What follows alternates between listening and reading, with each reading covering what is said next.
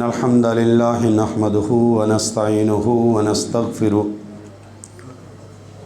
ونعوذ بالله من شرور أنفسنا ومن سيئات أعمالنا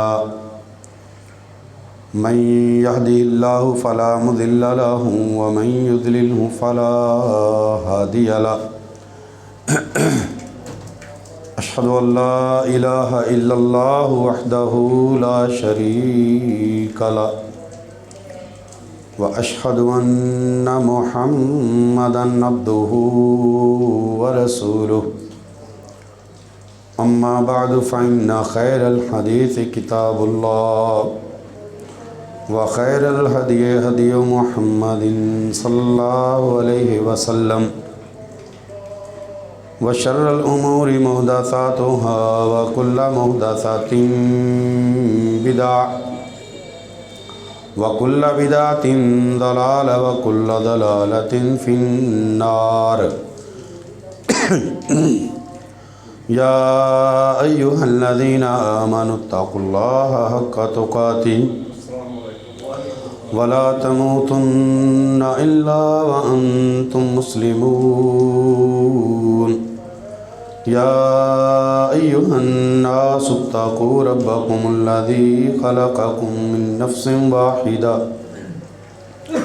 وخلق منها زوجها وبث منهما رجالا كثيرا ونساء واتقوا الله الذي تساءلون به والأرحام إن الله كان عليكم رقيبا يا أيها الذين آمنوا اتقوا الله وقولوا قولا سديدا يصلح لكم أعمالكم ويغفر لكم ذنوبكم ومن يطع الله ورسوله فقد فاز فوزا عظيما اللهم صل على محمد وعلى آل محمد كما صليت على إبراهيم وعلى آل إبراهيم إنك حميد مجيد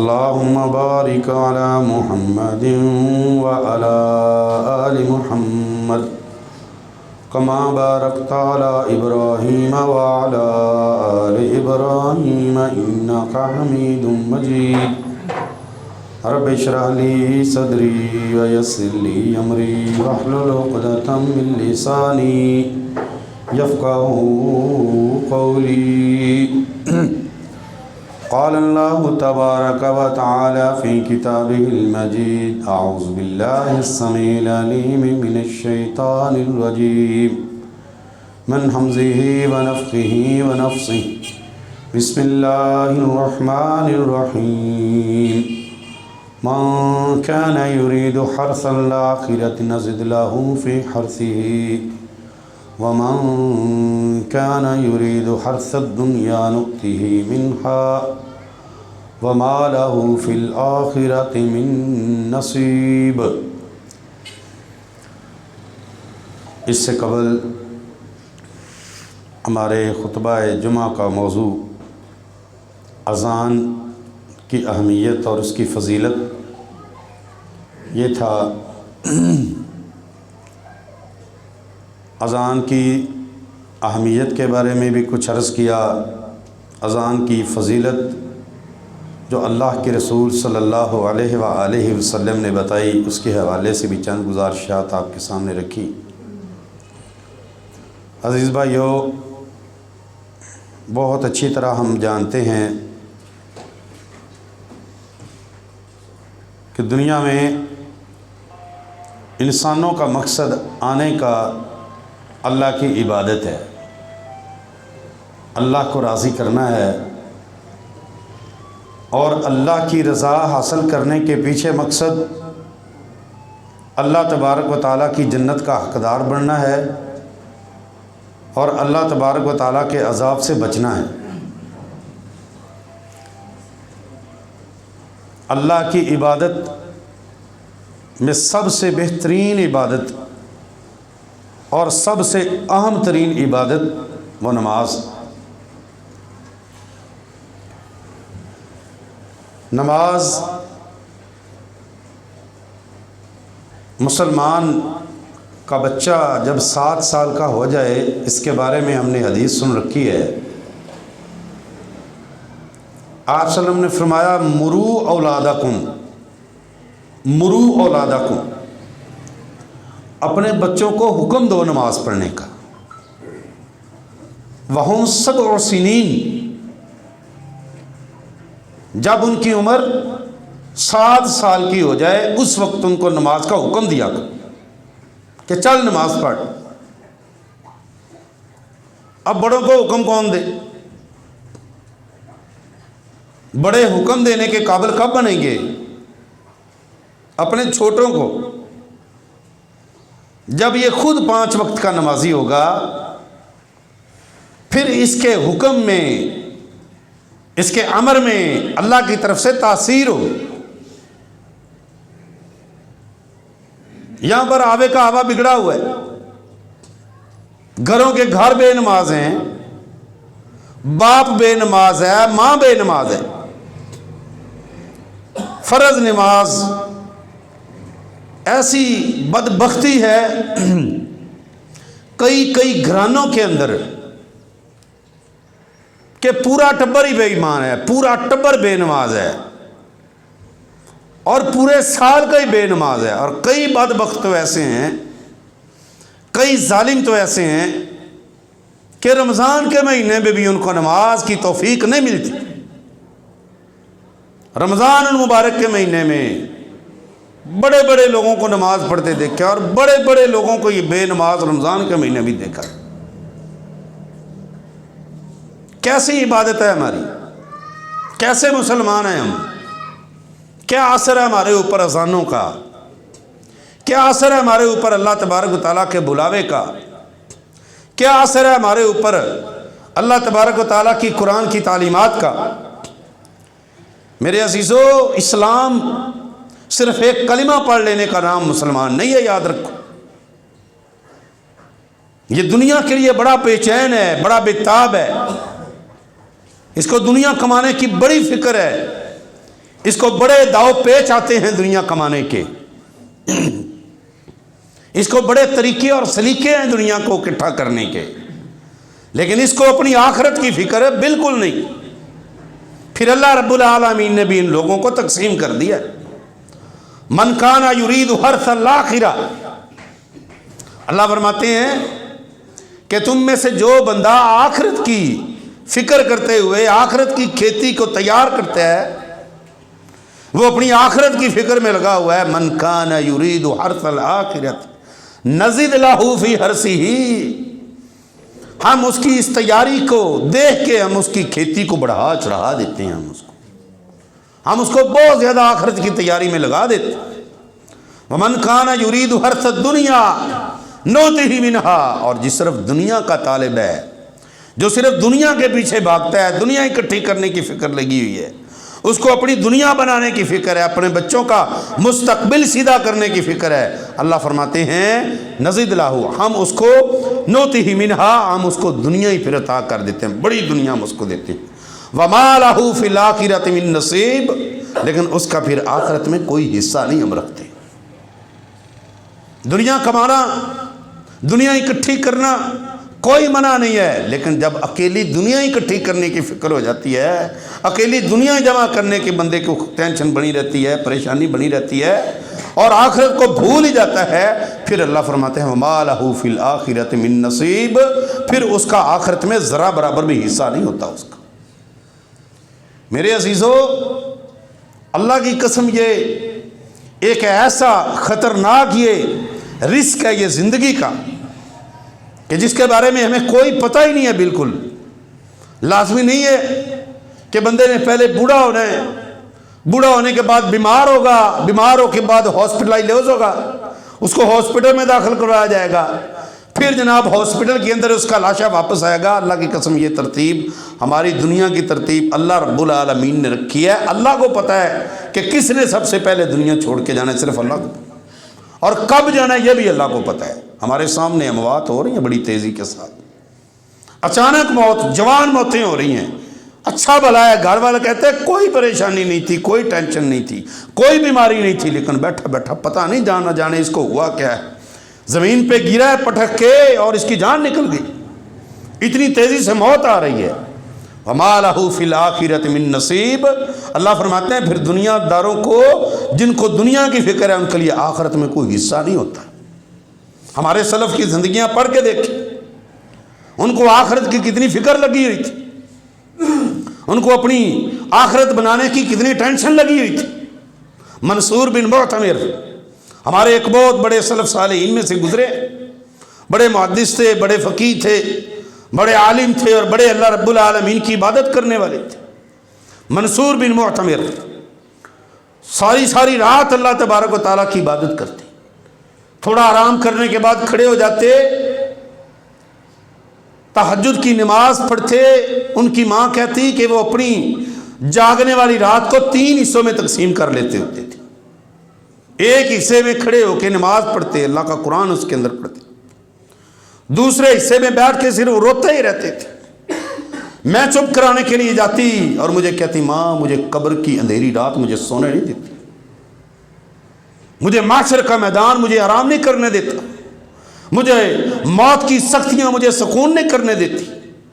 ماں مجھے جب فرشتے کے سوال جواب یاد آ جاتے ہیں تو اللہ کی قسم میری نیندیں حرام ہو جاتی، روئی جا رہے ہیں رات کو، اور پھر تیسرے حصے میں اللہ کا ذکر ہی کرتے رہتے تھے، بیٹھ کے اللہ کو یاد ہی کرتے رہتے تھے۔ اتنی راتوں کو تقسیم کیا ہوا تھا، ان کو فکر تھی کس بات کی؟ اللہ اکبر۔ نماز کے دوران ان کو موت آ گئی، ان کی ماں کہا کرتی تھی واہ قتیلہ جہنم، واہ قتیلہ جہنم۔ ان کے دوست آئے ماں کے پاس تعزیت کرنے کے لیے، پوچھا ماں جی کیا ہوا ہے، ہمارے بھائی منصور بن معتمر کو کیا ہوا ہے؟ وہ کہتی واہ قتیلہ جہنم، یہ جہنم کا قتیل ہے، اس کو جہنم کی سختیوں نے قتل کر دیا ہے، اس کو جہنم کی سختیوں نے اس کا کلیجہ پھاڑ کے رکھ دیا ہے۔ اتنی فکر تھی کو دنیا آخرت کی، اپنی عبادتوں میں اتنے مگن ہوتے تھے۔ امام ابو سفیان ثوری رحمہ اللہ سے کسی نے پوچھا امام صاحب مجھے بتائیے آپ کو سب سے زیادہ خوشی کب ہوتی ہے؟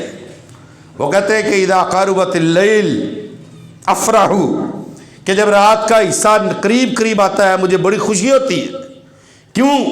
کہ رات کے حصے میں اپنے رب کے ساتھ باتیں کرتا ہوں، میں اپنے رب کو مناتا ہوں، راتوں کو کھڑے ہو کے تتجافا جنوبہم عن المضاجع یدعون ربہم خوفا وطمعا۔ پھر اللہ تبارک و تعالیٰ نے ایسے لوگوں کی صفات اپنی کتاب میں بیان کی، تتجافا جنوبہم عن المضاجع، کہ اللہ کے کچھ ایسے بندے ہیں کہ ان کے پہلو بستروں سے الگ ہوتے ہیں۔ وہ کہتے ہیں جب رات شروع ہوتی ہے مجھے خوشی ہونی شروع ہو جاتی ہے کہ اب میری رب سے ملاقات ہونے والی ہے، اب تہجد کی نماز میں کھڑے ہو کے میں اپنے رب سے باتیں کروں گا۔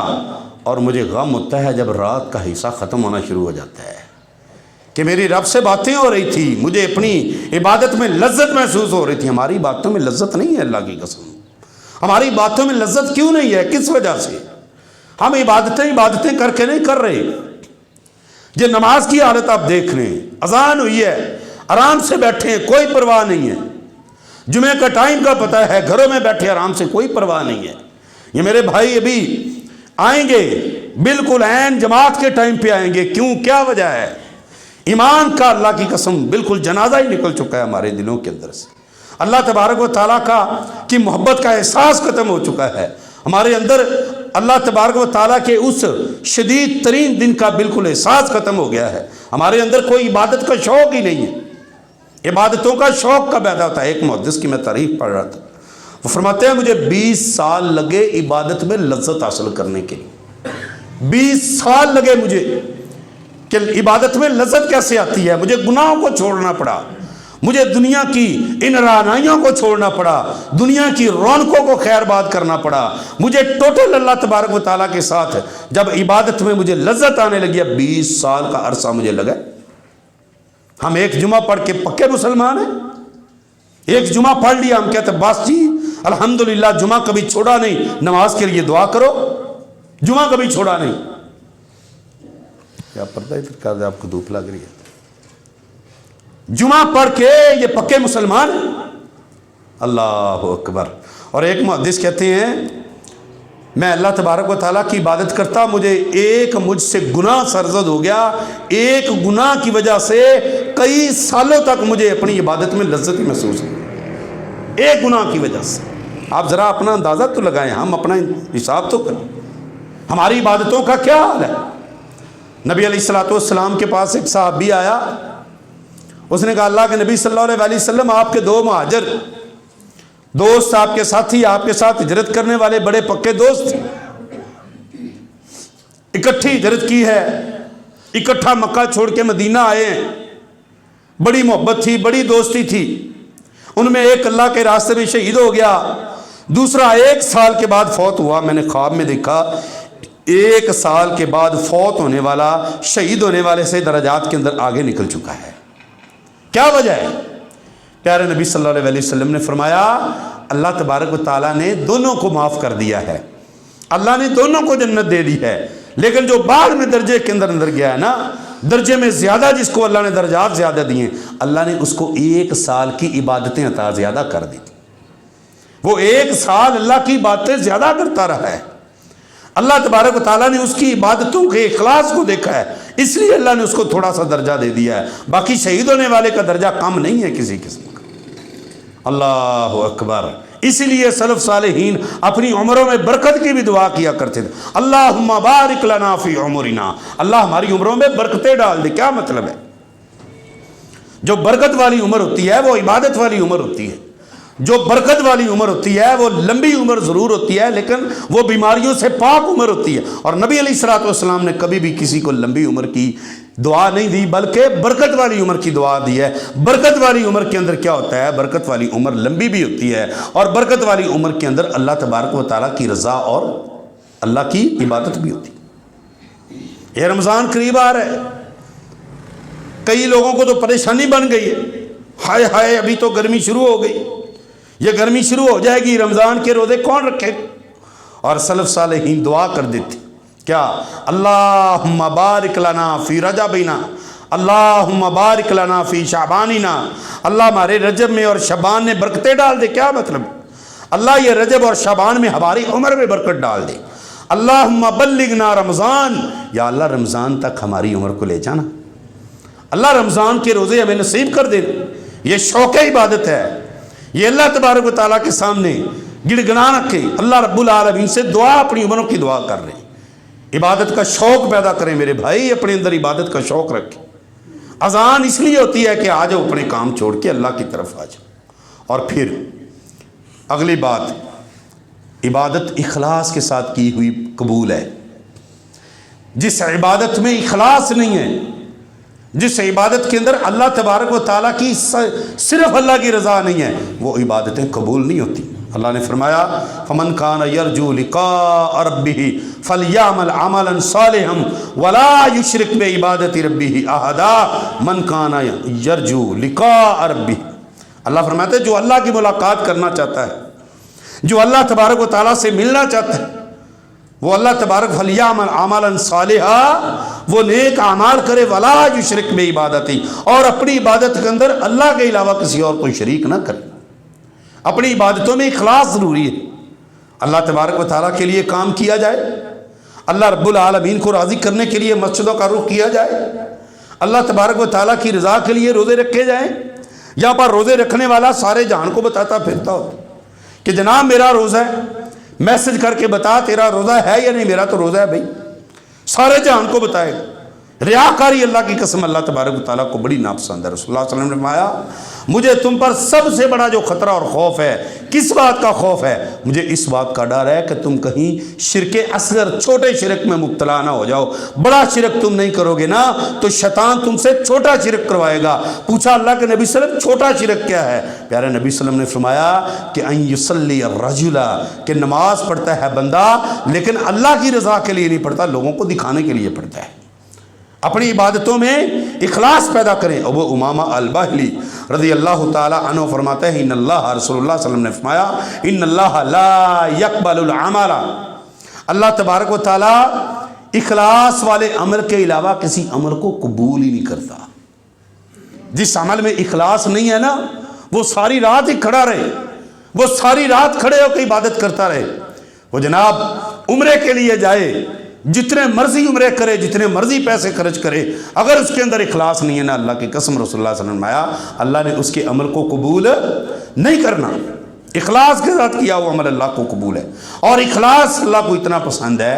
प्यारे नबी सल्लल्लाहु अलैहि वसल्लम ने फरमाया, अबू दरदा फरमाते हैं, अबू दाऊद की हदीस है कि मन अता फिराशहु व हुवा यनवी अन यकूमा युसल्ली मिनल लैल, एक बंदा रात को सोने के लिए अपने बिस्तर की तरफ जाता है, बिस्तर पे बैठ के नियत कर लेता है कि मैं रात को उठ के तहज्जुद पढ़ूंगा, इसलिए जल्दी सो रहा हूँ। इशा के बाद रसूलुल्लाह सल्लल्लाहु अलैहि वसल्लम सोने को पसंद करते थे। बंदा अपने बिस्तर पर गया, उसने नियत क्या की है, अन यकूम अल-लैल, कि रात को खड़े होकर तहज्जुद पढ़ेगा, अल्लाह को राजी करेगा। प्यारे नबी सल्लल्लाहु अलैहि वसल्लम ने फरमाया फ़ग़लबत ऐनाह, लेकिन रात को उठ ना सका, उसकी नींद उस पर गालिब आ गई। उसके इखलास की वजह से आसमान वाला रब फरिश्तों को हुक्म देता है कि मेरे बंदे की सारी रात का सोना इबादत में लिख दो। क्यों? इखलास के साथ इसने नियत की। इसकी नियत और इरादा अल्लाह तबारक व तआला ने देखा है कि मेरे बंदे का इरादा था मुझे राज़ी करने का, मेरे बंदे का इरादा था मुझे खुश करने का। मेरा बंदा रात को सोया, नियत करके सोया है कि मैं अपनी अल्लाह को राज़ी करूँगा। और फिर इखलास के साथ की हुई इबादतें, इखलास के साथ की हुई रात की तहज्जुदें पड़ी हुई, वो बंदे को गुनाहों से बचा लेती हैं। प्यारे नबी सल्लल्लाहु अलैहि वसल्लम के पास एक शख्स आया, उसने कहा अल्लाह के नबी सल्लल्लाहु अलैहि वसल्लम, एक फलां शख्स है युसल्ली बिल-लैल, वो रात को तहज्जुद बड़ी पढ़ता है, रात को क़यामुल लैल करता है, लेकिन वो दिन को चोरियां करता है।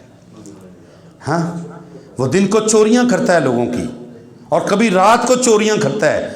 नमाजी भी पक्का है, चोर भी पक्का है। प्यारे नबी सल्लल्लाहु अलैहि वसल्लम ने उसको जहन्नम का सर्टिफिकेट नहीं दिया, बल्कि फरमाया यनहा अन करीब, उसकी नमाज, इखलास से पढ़ी हुई नमाज उसको बुराइयों से रोक लेगी। अल्लाह ने कुरान के अंदर फरमाया है इन्ना सलाता तन्हा अनिल फहशाई वल मुनकर, के नमाज बुराई से, फहाशी से, बेहयाई से, बुरे कामों से, अल्लाह के नाफरमानियों से इंसान को रोकती है। लेकिन अगर गौर करें, अगर मेरी नमाज आज मुझे और आपको बुराइयों से मना नहीं कर रही, फिर अपनी नमाज का मुहासबा करें कि मेरी नमाज के अंदर इखलास नहीं है, मेरी नमाज के अंदर अल्लाह की रज़ा नहीं। और फिर इस अल्लाह रब्बुल आलमीन की रज़ा के लिए किए हुए कामों की वजह से, इखलास की वजह से आसमान वाला रब फिर क्या करता है। प्यारे नबी सल्लल्लाहु अलैहि वसल्लम ने फरमाया इन्नमा यंसुरुल्लाहु हादिहिल उम्मता बिज़ईफिहा बिदावतिहिम व सलातिहिम व इखलासिहिम। प्यारे नबी सल्लल्लाहु अलैहि वसल्लम ने फरमाया अल्लाह तबारक व तआला इस उम्मत की मदद करेगा इनके कमज़ोर लोगों की इबादतों की वजह से। इस उम्मत की अल्लाह मदद करेगा कमज़ोर लोगों की इबादतों की वजह से। और प्यारे नबी सल्लल्लाहु अलैहि वसल्लम ने फरमाया इनकी नमाजों में इखलास की वजह से और इनकी बाकी इबादतों के अंदर इखलास की वजह से आसमान वाला रब इनकी इस इबादत, इखलास के साथ की हुई इबादत की वजह से अल्लाह पूरी की पूरी उम्मत की मदद फरमाता है। याद रखो, अपनी इबादतों के अंदर इखलास पैदा करने की ज़रूरत है। और मुआज़ बिन जबल रज़ी अल्लाह तआला अन्हु ने फरमाया मैंने रसूलुल्लाह सल्लल्लाहु अलैहि वसल्लम से कहा अल्लाह के नबी सल्लम मुझे कोई नसीहत फरमाए। प्यारे नबी सल्लल्लाहु अलैहि वसल्लम ने फरमाया अखलिस दीनका यकफ़ीकल कलीलु मिनल अमल। ए मुआज़ बिन जबल सुन, मेरी नसीहत को हमेशा याद रखना। अखलिस दीनका, तेरे पास जितना दीन है उसको खालिस अल्लाह के लिए कर ले। अपने दीन में, अपने अमल में इखलास पैदा कर ले। कलील मिनल अमली यकफी का कलील मिनल अमली, थोड़ा अमल है, थोड़ा है, लेकिन इखलास से भरपूर है, तेरे लिए वो ही काफ़ी है। अपनी नमाजों में इखलास पैदा करने का तरीका क्या है? हम कहते हैं जी नमाज तो पढ़ते हैं लेकिन पता नहीं, समझ नहीं आती, नमाज में लज्जत कोई नहीं। नमाजों में लज्जत कैसे हो भाई? दूसरा तरीका रसूलुल्लाह सल्लल्लाहु अलैहि वसल्लम ने जो हमें बताया है अल्लाह तबारक व तआला की रज़ा का, नमाज इखलास के साथ वो होगी जो नमाज रसूलुल्लाह सल्लल्लाहु अलैहि वसल्लम के तरीके पर होगी। एक बंदा आया है, उसने आके नमाज 4 ٹھونگے مارے ہیں اور چلا گیا جناب۔ اللہ کی قسم یہ نماز کبھی بھی آپ کو برائیوں سے کبھی نہیں روکے گی۔ رسول اللہ صلی اللہ علیہ وسلم کے پاس بھی مسجد کے اندر رسول اللہ صلی اللہ علیہ وسلم بیٹھے ہیں، ایک شخص آیا باہر سے، جلدی جلدی نماز پڑھ کے رسول اللہ صلی اللہ علیہ وسلم کو کہتا ہے السلام علیکم یا رسول اللہ۔ پیارے نبی صلی اللہ علیہ وسلم نے فرمایا ارجع فصلی فإنک لم تصلی، جا کے نماز پڑھ، تو نے نماز پڑھی نہیں ہے، تیری نماز ہی نہیں۔ اس نے رکوع بھی کیے، اس نے سجدے بھی کیے، اس نے قیام بھی کیے، اس نے اتحیات بھی پڑھا، پیارے نبی صلی اللہ علیہ وسلم نے فرمایا تیری نماز ہی نہیں ہے۔ 3 بار اس کو واپس لوٹایا، تیسری بار آ کے بیٹھ گیا۔ اللہ کے نبی صلی اللہ علیہ وسلم مجھے بتائیں نماز کیسے پڑھوں؟ پیارے نبی صلی اللہ علیہ وسلم نے فرمایا قیام کر حتی تطمئن قائما، مطمئن ہو کہ تیرا قیام ہو، ثم ارکع حتی تطمئن راکعا، صحیح البخاری کی حدیث ہے، آرام اور سکون سے رکوع کر، پھر رکوع سے سر اٹھا، آرام سے کھڑا ہو، دعائیں پڑھ، پھر سجدے میں جا، آرام سے سجدہ کر۔ یہاں پر 3-4 منٹ لگاتے ہیں، کئی بھائی تو 3 منٹ 2 منٹ کے اندر 4 فرض پڑھ کے چلو جی جلدی جلدی وہ گئے۔ اللہ کی قسم ایسی عبادتیں کبھی ایسی عبادتیں ہمیں برائیوں سے نہیں منع کریں۔ میں نے ایک بھائی سے کہا بھائی آپ نے نماز بڑی تیز پڑھی ہے، کالج کے اندر ہم جماعت کرواتے ہیں، اس کو پہلے 4 رکعتیں پڑھتے ہوئے دیکھا، میں نے کہا 2-2.5 منٹ ہے بھائی جماعت میں کو تو پڑھ لیں، پڑھ لی اس نے۔ جماعت کے بعد میں نے اس کو بٹھایا، بھائی آپ نے بڑی تیز نماز پڑھی، اس کا فائدہ ہی نہیں ہے۔ کہتا اللہ نے قبول کرنی ہے۔ اللہ کی قسم یہ دین سے دوری کی علامتیں ہیں۔ جو یہ کہہ دیتے چھوڑیں جی اللہ قبول کرے گا، اس کا مطلب ہے رسول اللہ صلی اللہ علیہ وسلم کے آنے کا کوئی مقصد پھر نہ ہوا۔ نبی پاک صلی اللہ علیہ وسلم کے سمجھانے کا کیا مقصد ہے؟ چھوٹی چھوٹی غلطیوں پہ نبی علیہ الصلوۃ والسلام نے اپنے صحابہ کی اصلاح کس لیے فرمائی ہے کہ یہ نماز وہ ہوگی صلو کما رأیتمونی اصلی، جو میری نماز کے مطابق ہوگی وہ نماز قابل قبول ہے۔ میرے بڑے نئے بھائی آتے ہیں، کئی چہرے صرف جمعے کے دن نظر آتے ہیں، انشاءاللہ امید ہے وہ کہیں نہ کہیں نماز پڑھتے ہوں گے۔ تو میرے بھائی نماز وہ قابل قبول ہے جو رسول اللہ صلی اللہ علیہ وسلم سے ثابت ہے، جو نبی کریم صلی اللہ علیہ وسلم نے نماز پڑھی ہے وہ نماز قابل قبول ہے، اور وہ نماز کے اندر اخلاص پیدا ہوگا۔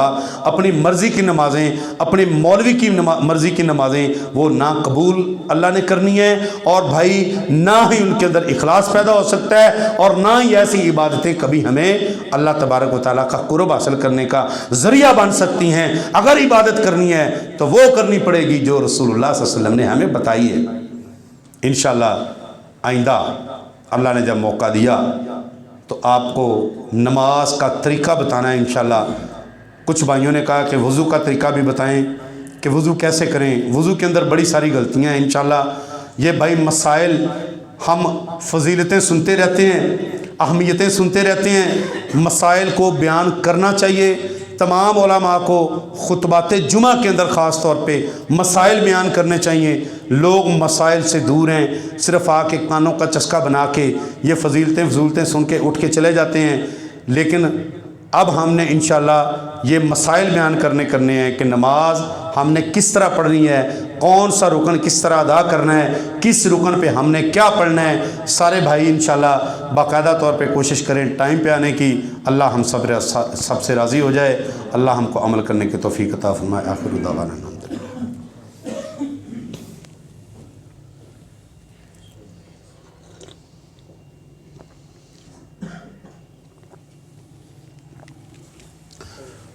ان الحمد للہ نحمده ونستعینه ونستغفره ونعوذ باللہ من شرور انفسنا ومن سیئات اعمالنا من يهده الله فلا مضل له ومن يضلل فلا هادي له اشهد ان لا اله الا الله وحده لا شريك له واشهد ان محمدا عبده ورسوله اللهم صل على محمد وعلى آل محمد كما صليت على ابراہیم وعلى آل ابراہیم انك حمید مجید اللہم بارک علی محمد وعلی آل محمد کما بارکت علی ابراہیم وعلی آل ابراہیم انک حمید مجید اللہم اشف مرضانا ومرضى المسلمین اللہم اشف مرضانا ومرضى المسلمین ربنا اغفر لنا ولاخواننا الذین سبقونا بالایمان اللہم اغفر لهم وارحمهم اللہم ادخلهم جنة الفردوس واعذهم من عذاب القبر ومن عذاب النار ربنا تقبل منا انک انت السمیع العلیم